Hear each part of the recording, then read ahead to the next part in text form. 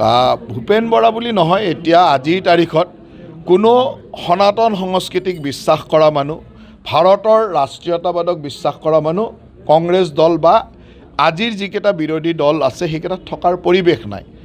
কাৰণ কংগ্ৰেছ দলত আমাৰ দৰে সাধাৰণ মানুহৰ ল'ৰা ছোৱালীয়ে কেতিয়াও ৰাজনীতি কৰিব নোৱাৰে। তাত ৰাজনীতি কৰিবৰ কাৰণে হয় মিয়া সমৰ্থক হ'ব লাগিব, নহয় কোনোবা মুখ্যমন্ত্ৰী বা মন্ত্ৰীৰ পুতেক হ'ব লাগিব। তাত মন্ত্ৰী মুখ্যমন্ত্ৰীৰ পুতেক বা মিয়াৰ সমৰ্থক এই দুটা প্ৰজাতিয়ে তাত টিকিব পাৰে, তাক বাদ দি কোনো টিকিব নোৱাৰে। আৰু সেইকাৰণে ভূপেন বৰা আমাৰ দৰে এজন সাধাৰণ মানুহৰ পৰিয়ালৰ পৰা অহা মানুহ, তাতনো কেনেকৈ টিকিব? তেওঁৰ বাপেকটো মুখ্যমন্ত্ৰী নাছিল, তেওঁৰ বাপেকটো মন্ত্ৰী নাছিল, গতিকে তেওঁ টিকিব নোৱাৰাটো স্বাভাৱিক। আৰু এই কথাটো তেখেতে এতিয়া বুজি পাইছে, আমি 10 বছৰ আগত বুজিছিলোঁ। সিমানেই ডিফাৰেঞ্চ। 10 বছৰ আগত আমি বুজি পেলাই বুজি লৈছিলোঁ যে এই দলটোত তেনেকুৱা ধৰণৰ কথাই, হয় মিয়াৰ সমৰ্থক হ'ব লাগিব, নহ'লে বাপেকৰ নাম লৈ ককাকৰ নাম লৈ চলিব লাগিব। আমাৰতো সেইবিলাক নাম নাছিলে, গতিকে আমি তাৰ পৰা তেতিয়াই আঁতৰি আহিছিলোঁ। আৰু এতিয়া ভূপেন বৰা ডাঙৰীয়া আঁতৰাই আহি এইটো কথা বুজাই দিলে যে হিন্দু মানুহ বা সনাতনী সংস্কৃতিক বিশ্বাস কৰা কোনো মানুহে কংগ্ৰেছ দলত থাকিব নোৱাৰে আৰু থকাটো উচিতো নহয়। সেইকাৰণে ভূপেন বৰা বুলি নহয়, আৰু বহুত মানুহ আহি থাকিব।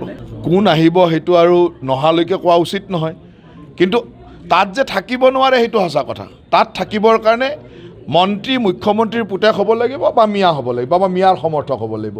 এই তিনিটাৰ ভিতৰত যিবিলাক নহয় তেওঁলোকতো তাত থকা সম্ভৱ নহয়।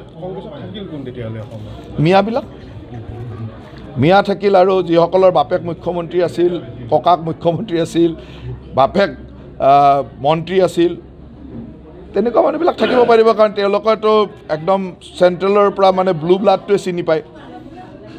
আমাৰ দৰে সাধাৰণ মানুহৰ পৰিয়ালৰ মানুহটো চিনিয়ে নাপায়, গতিকে তাত কেনেকৈ থাকিব? কিন্তু দেৱব্ৰত শইকীয়াৰ কথাটো, দেৱব্ৰত শইকীয়াৰো বাপেক মুখ্যমন্ত্ৰী আছিলতো, সেইকাৰণে তৎক্ষণাত তেওঁ ডিচিশ্যন ল'ব পৰা নাই।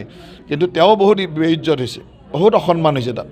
মানে কথাটোতো তেনেকুৱাই হৈছে। কথাটো এতিয়া মই আৰু কোন থাকিব, মই এটা কথা জানো যে মিয়াৰ সমৰ্থক বা বাপেক মাক মুখ্যমন্ত্ৰী বা মন্ত্ৰী হ'ব লাগিব, তেনেকুৱা মানুহে থাকিব পাৰে।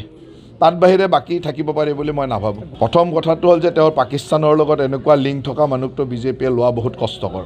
কাৰণ আমি চব মানি ল'ব পাৰোঁ, পাকিস্তানক মানি ল'ব নোৱাৰোঁ।